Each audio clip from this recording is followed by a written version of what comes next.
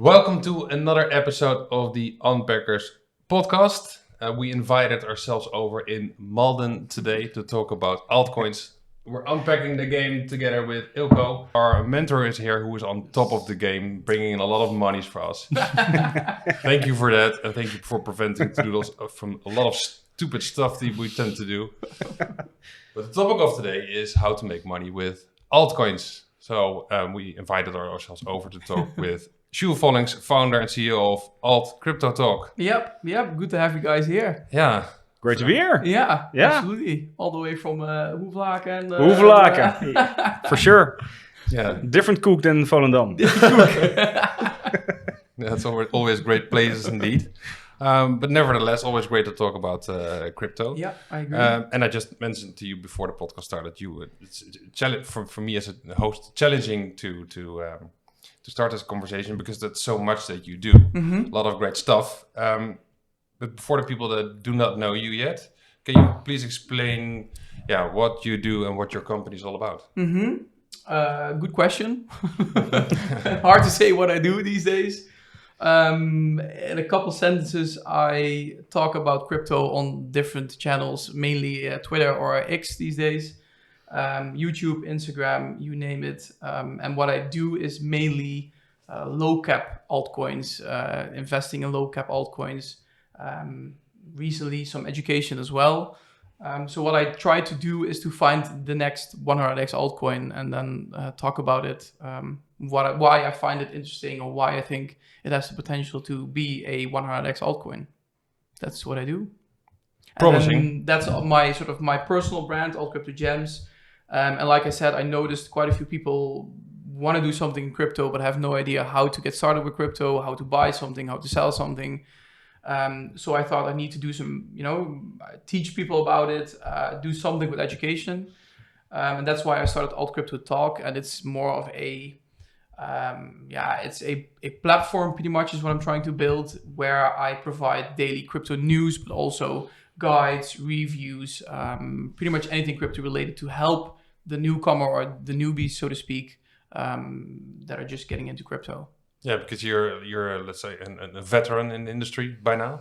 Yeah, I started in crypto in 2016, I think 2017 is when I bought my first Bitcoin, a couple of Bitcoin, but unfortunately I sold them way too early. That's pretty much everyone. Yeah. And then I like to hear that. Yeah. And then somewhere, I don't know the exact date, but somewhere at the end of 2020, beginning of 2021, when the bull run sort of started and Binance exploded, I was buying, I don't know how many, but let's say 20, 30 altcoins per day, buying, selling, and all low cap altcoins. So we're talking about, I'd say less than 100K market cap coins. Oh.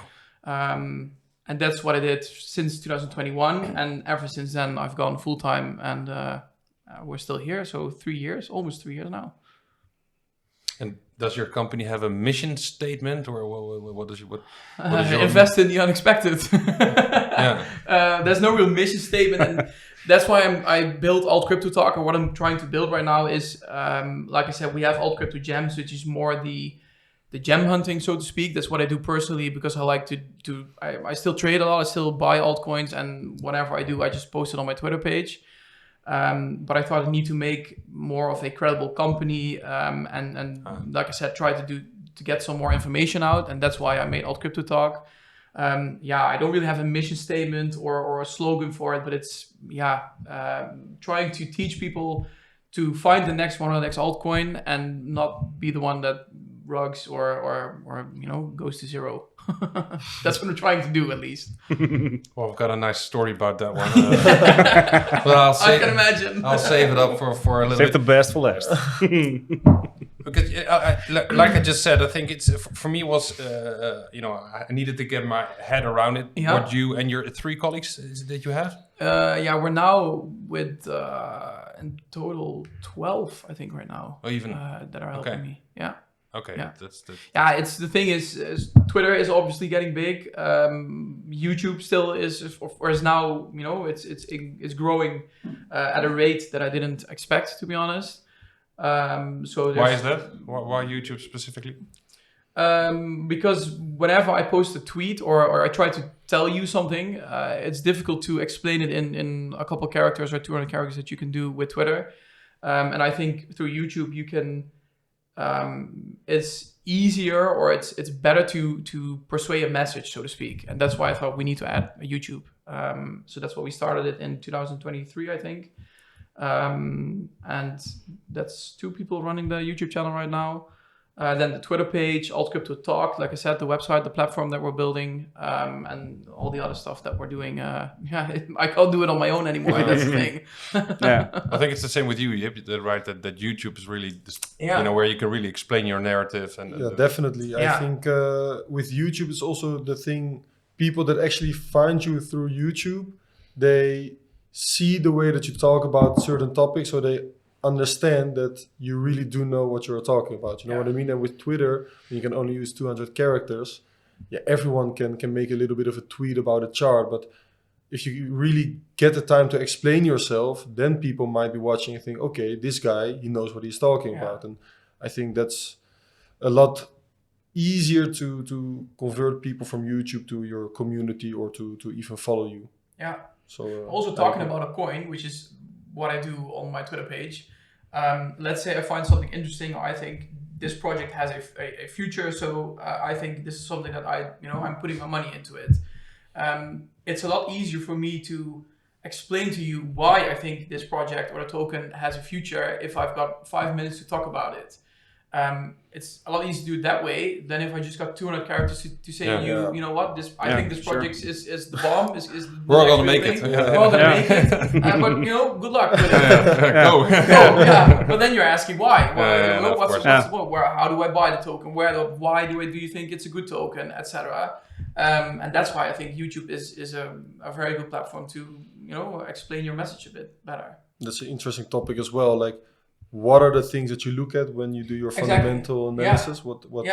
What's important for you in order to say, okay, this is a decent project? I usually start off with, the first thing I do is look at obviously the community behind the project. I think the community itself is very important because in all honesty, I do a lot of hunting in tokens that also some don't even have utility.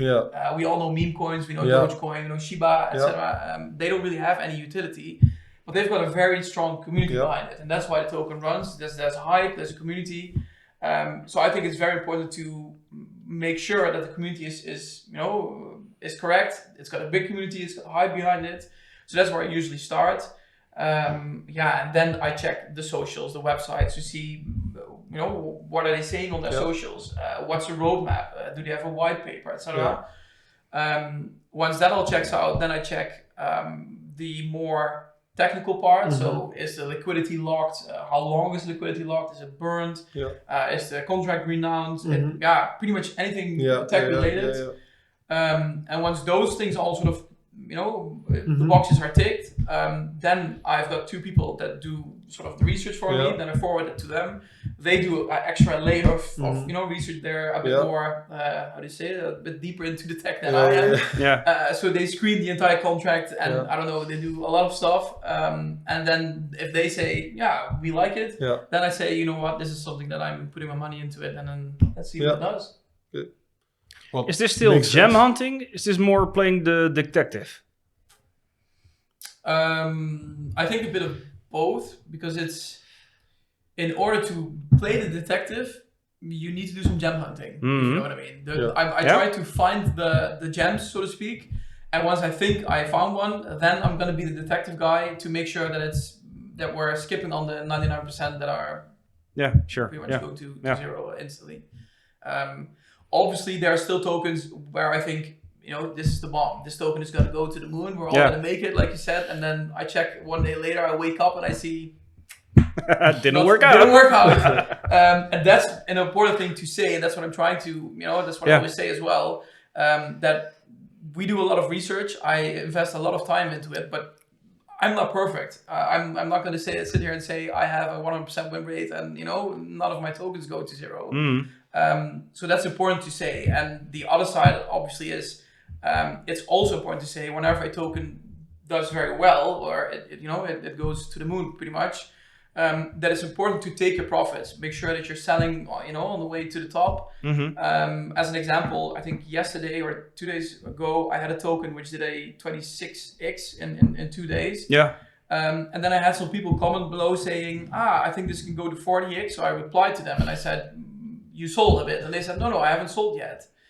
And then that's why I think, this isn't, you need to take your profits. And there have been people that they reach out to me a day later when the token sort of crashes and they say, this was a bullshit call or this didn't make any sense. Yeah, sure. Yeah. Because it went to 0. And then the day before it was a 25x. If you didn't take any profit, then who am I to sit there and say, you know what? So those are some lessons that I'm trying to teach to everyone that's getting into crypto. Yeah, that's what I try to do.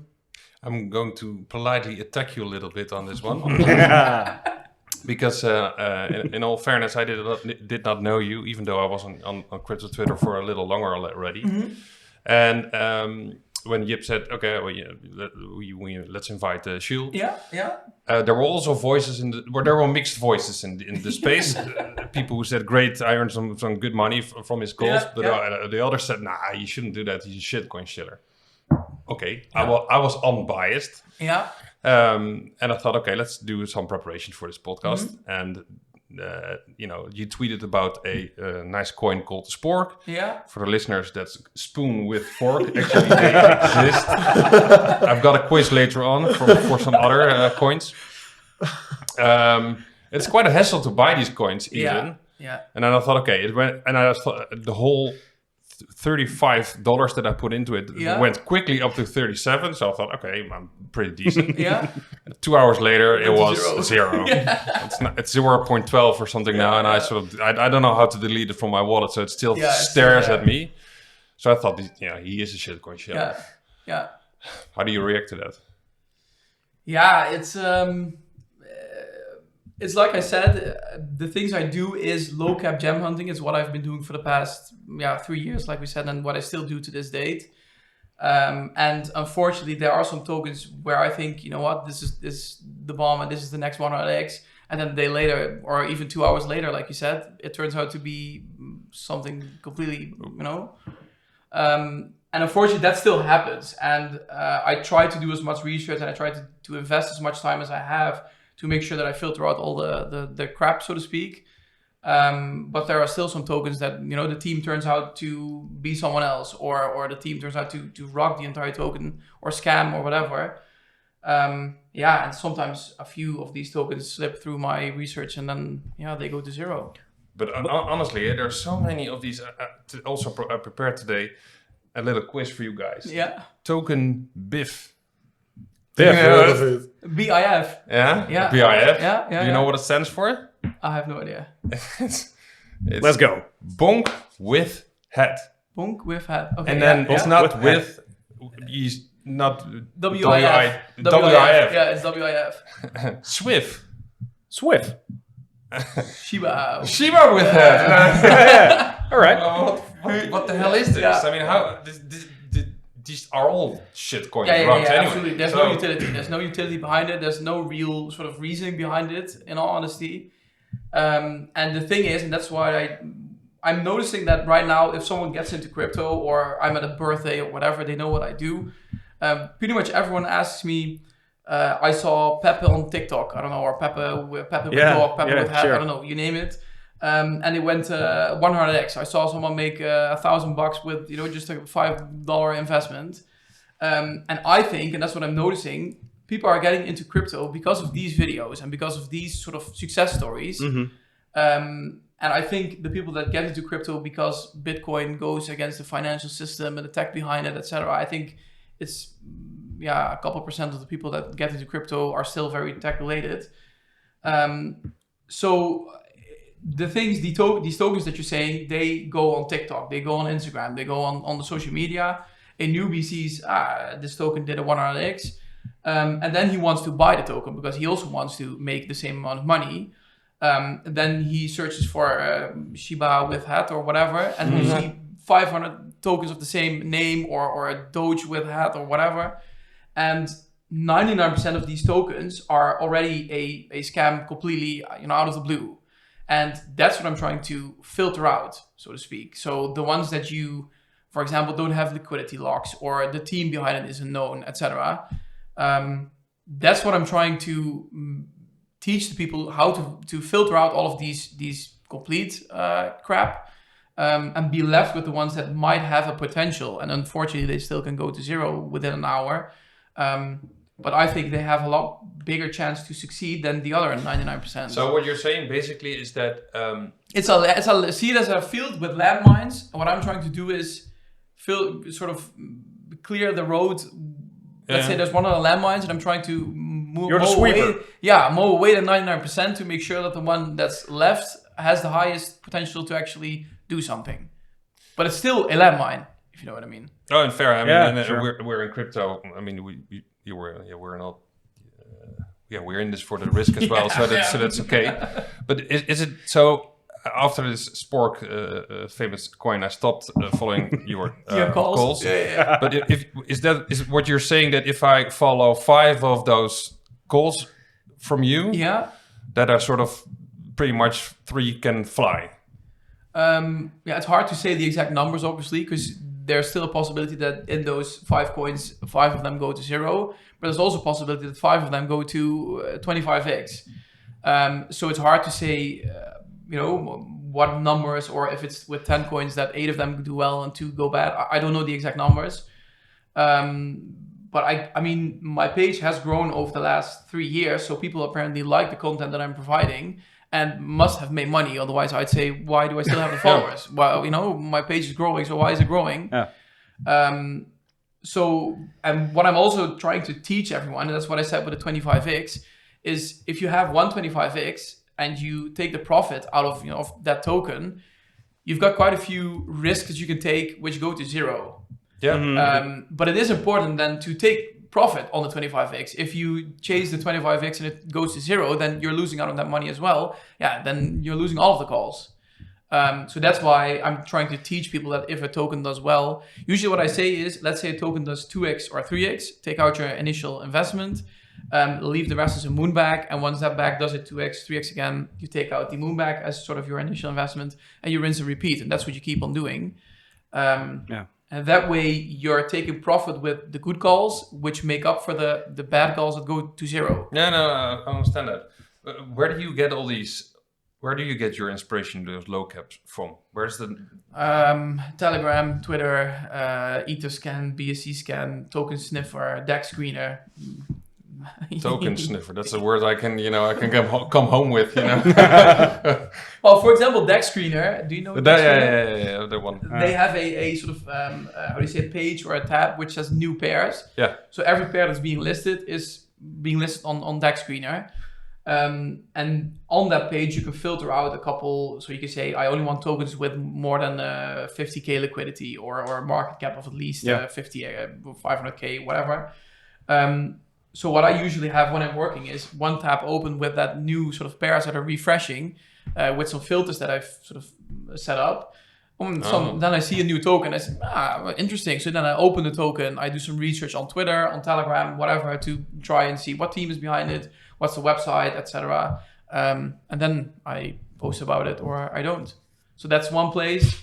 Telegram, I'm in a lot of Telegram groups with new pairs that are being added. Different types of tokens, you name it. Twitter, I'm on Twitter 24/7 pretty much, or X these days. So anywhere that I can find the tokens, I'm there. That's what I'm trying. And can you, because this is a niche, this is your specialty, can you combine that with other stuff like,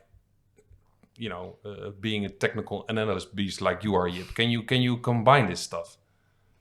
I don't really do that much TA or that specific TA. I do post some charts, but that's also because like I said, it's now becoming a company with my platform AltCryptoTalk, and the benefit of it is that I have a, so to speak, money to spend. I've got a team right now, which a few of them are traders. They do their own TA, and I do post that TA on my channel to try and help the others that aren't really interested in the gem hunting, but want to know more about why is Bitcoin moving right now? What can we see with Bitcoin? What's going to happen, or with any other token for that matter? So in that way, I try to combine it. But I do have different people for it because I can't do it on my own all the time. That's the issue. Yeah. Because for example, the stuff Yip does, I have no idea. I'm not that specific. That's not what I'm trying to say. That's why my page is called AltCryptoGems. I provide the charts because my team creates them, but I'm not the guy that's making videos about it or saying, you know what, I think this is the exact point what I'm happening. I sort of have a broad overview what I think is going to happen with the market. So whenever I create a market update, I talk about what I think is going to happen with Bitcoin, but I don't really do any specific calls saying you need to open a long at 40K, stop loss at 39K, and take profit at 41K. I've tried to do it, but I not my thing. That's why we have Yip. Yeah, exactly. That's why there's people like Yip who are they are capable of doing it. And I feel if someone is interested in it, they should follow Yip and they follow his story. But if someone says, you know what, I don't want to open a long position or a short position, I just want to ape into Shiba with hat, they'll follow me and they won't follow Yip for it.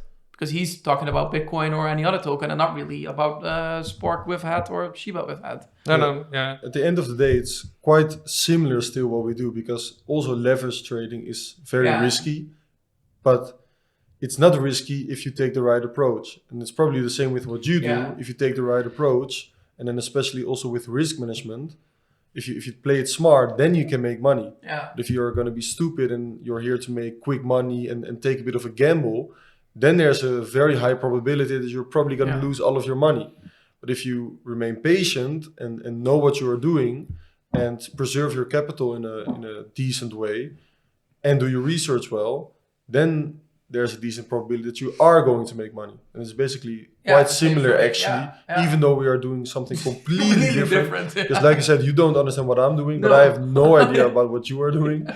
But still it's quite similar because we are trying to guide people into the right direction in a space where there's also a lot of cowboys and a lot of people just taking a lot of gambles and, like I said, trying to make a quick buck. Yeah. But if you're here to make a bit of a gamble, then you should go to the casino, I think. Yeah. And that's also the time when I started my page in 2021. I don't have the exact numbers, but there were so many people that started with me, and from all of those people that started the pages, there's me and a couple others that they're still here, and the rest have all sort of vanished. And I think because, like you said, they wanted a quick money grab, and that's it. And we're still here, so apparently we're doing something valuable. You're working on your credibility, I guess. Yeah.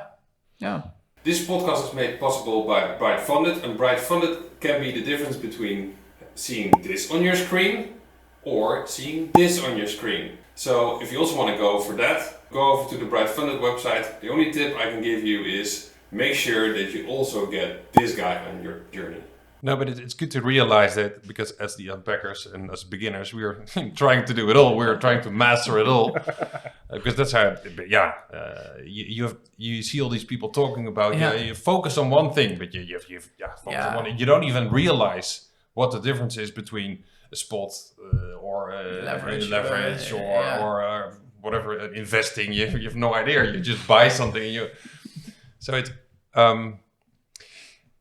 Another topic is, I think, the difference between low cap, a bit of gambling, and gems, real projects, let's say almost startups, which are building a product in, for the better. Yeah.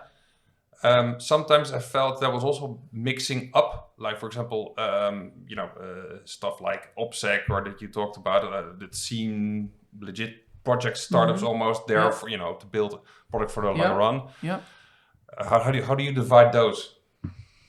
Well, in honesty, the projects that have a utility behind it, which I think is something that we need in the crypto space, I still see them as a gem, so to speak. So the market cap at which they usually launch is different than the low cap altcoins. But still, if I see a project and they have a protocol or a utility behind it, or something that I think, this might be something that we need, then I talk about it. And there's no real difference in between whether it's a low cap coin or a coin of 100 million market cap. If I think the token has a value, then I talk about it. And that's pretty much what I do. Yeah, okay, but the utility is the key word here, being... I think that's the... Yeah. And that's what I also tried to say in the tweet itself, but then we get back to the point where it's difficult to explain in 200 characters what a project does, or I mean, you can do a thread these days, you can do a long form post, so it is doable, but it's still very hard to talk about a project with real utility on Twitter, because you have to put everything into one tweet, which is difficult. But that's what I try to do with these projects. So let's say we have a spork with one of these. My tweet is different from a spork with tweet than with hat than a tweet about a project which has utility behind it. Because in the tweet itself, I try to write what utility is. Why do I think this project has a future? Because they developed this, or because they did this, or whatever. And with a spork with hat, the things I usually say is, this might be a runner, the team seems okay, liquidity is locked, the fees are okay, and it's a 50k market cap, so to speak. And that's what I post, and that's it. Yeah, absolutely. That was the tweet was like that. Yeah, with a Telegram link or buy link or whatever, a chart link, you name it. And that's all I sort of post about such a coin, because there's no utility behind it. They can say they want to build this and this, but we all know that it's just a story and that's it. While the other projects, I try to explain what the project's about. Why do they have this utility? What's the benefit of this utility? So that's why I try to make a mix in between. Are you being approached a lot to promote coins? Yeah. There's I don't know the exact numbers, but let's say 50 plus DMs a day of tokens that want 50. Yeah, at least. And now the bull market sort of is happening. It's every day we're gaining a 10 more. So it's yeah. But that's why like I said, luckily I now have a team that does all the DMs as well. So usually they filter out 99% of the stuff already, because it's full of shit, so to speak. Yeah. Yeah. And there's another category then, which is more the, how do you say, launchpad, airdrops. Yeah, IDO, airdrop. I mean, I only have a couple of working hours a day. Where should I spend my time on that? I think airdrops or airdrop hunting or launchpads, the benefit is you can build a crypto portfolio without sort of an initial investment. So the spork or whatever, like you said, you need to invest your money, you need to buy the actual token, and you hope that it goes up. And the benefit of an airdrop usually is you need to follow a page, or you need to, perform some actions, and possibly you're getting an airdrop. And that airdrop can be worth $5, but it can also be worth $500, for example. So I'd say if you have a decent portfolio, then it's not worth your time, because you need to do a lot of stuff to actually get the airdrop. But there's so many people that say, you know what, I want to get started in crypto, but I don't really have any money, but I do have a couple hours a day of time that I can, do something. Now I'm playing a video game, but I want to make some money. Then I think an airdrop farming or airdrop hunting is a very good way to spend your time, because it eventually can be profitable. And that way you build up your portfolio, and let's say you have then $500 or $1,000 after a month, you can then use that money to invest into something else to try and increase your portfolio. Fair. Did you ever participate in an airdrop? I've never done that, no. I have no idea how to do so as well. So, like I said, these are very profitable airdrops. Yeah, that's the thing. I know. I actually had a friend, Memon. I think he got like 2K from an airdrop 2 weeks ago. Yeah. Out of nowhere. I got $100 in Jupiter, which made up for the spork. But I don't think there's a right or wrong here. It's just there are different ways. Exactly. Unpacking this stuff. I mean, you want to start and you all constantly have this fear of missing out. I'm missing out of airdrops. Which an airdrop? Free money. I want free money, of course. How the fuck do I do that? So you spend some time in it. Don't really actually do it, because you need to do something else. You do a little bit of TA, a little bit. So it's for just identifying, knowing roughly what it is. I think a good strategy could be a mixture of you both, where you technical analysis and try to do the leverage game, or what you do, and every now and then a little bit of casino, a little bit of gambling. With some sort of trust certificate of you there. Yeah. That could be something. Yeah. I think that's the best way to do it. And I think a step below that would be to build up your portfolio by, for example, airdrop farming. So you have no money, you want to get started with crypto. You build a portfolio with some airdrops. So let's say you made, 2K or you $100. You then try to invest that into some crypto tokens that do a 2x, a 3x. So now all of a sudden you have a portfolio of $1,000, $2,000. And then you move on to Yip and you start to do a bit more real trading. And then we're all happy because now someone is in crypto, he's made some money. And you're kind of describing the crypto rocket right now. So where to start? Yeah. Mid-game. Mid-game. In the big buck game. And then I think after the level that Yip, then you want to probably just buy spot and then hold. Yeah. That's sort of the path that you want to go upwards. Sounds good. Pretty much that. I mean... So we started the wrong way. That's kind of the message we heard today. Yeah, I'm sort of realizing it as well. Yeah, it's also, let's say you have, it doesn't really matter, but let's say you have a decent sized portfolio. So even if you have, I don't know, 50K, for example, there's no real point in investing the tokens that I talk about because there's no liquidity usually. So the max you can do is $500, for example. Then there's no real point. But if you are just starting out and you have got $200, yeah, you can invest in Bitcoin, but what's it going to do? Maybe it turns out to be $400 or $500 in 2 years, maybe 1 year. I don't know. That's the best you're going to get. But the tokens that I'm talking about, it can go to zero, but it can also do a 25x within a day. And then you're happy. You've then built up your portfolio, and then you move on to Yip, and that's sort of. Okay, you got me triggered. So I follow you. Yeah. I see another. Whatever kind of juicy name. Sport with what do I do? Sport with benefits. Well, one thing you need to do is always, what's the saying? Don't put your eggs in one basket. Yeah. That's something that's very important to keep an eye on because let's say you've got a portfolio of $200. You don't want to invest all that $200 into one coin because the coin goes to zero and you're done. You're gone. Yeah, exactly. like I said, pretty similar to leverage trading. Yeah. It's all risk management. Risk management is key here. In a way. If I'm listening to this, what I would do, for example, if I would have $1,000 and I would follow you, I would take $1,000 and then I would probably reserve $200 for each call, follow 5 calls, see what happens. See what it does. Maybe it goes to $1,500, maybe it goes to $2,000, maybe it goes to $500. I don't know. But then you have 5 shots, maybe at that 5, 10x, 20x, 25x, 100x. Yeah.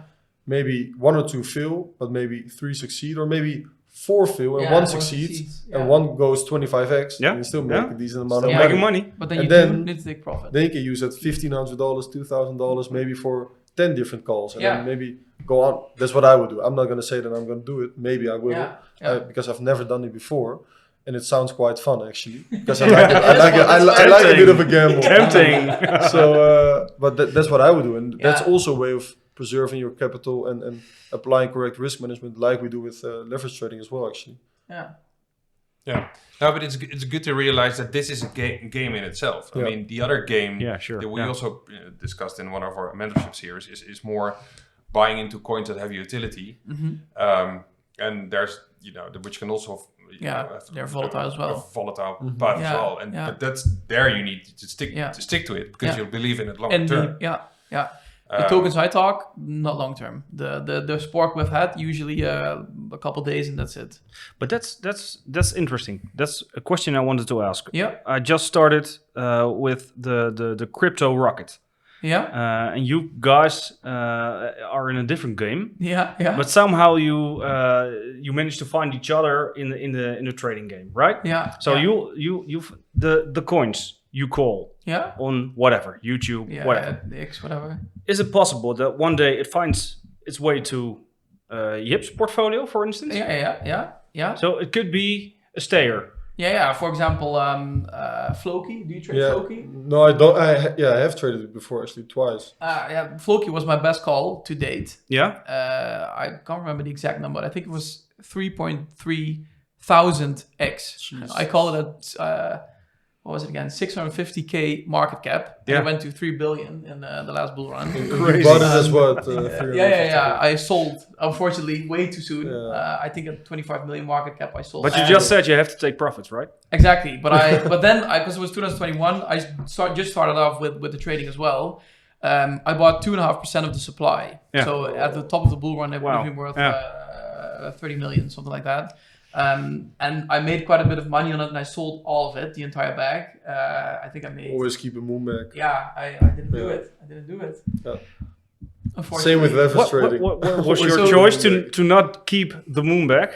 Well, like I said, because at that time it was the beginning of 2021, so I just started trading as well. Yeah, so I sure. had no idea what I'm saying right now. What I'm trying to teach people.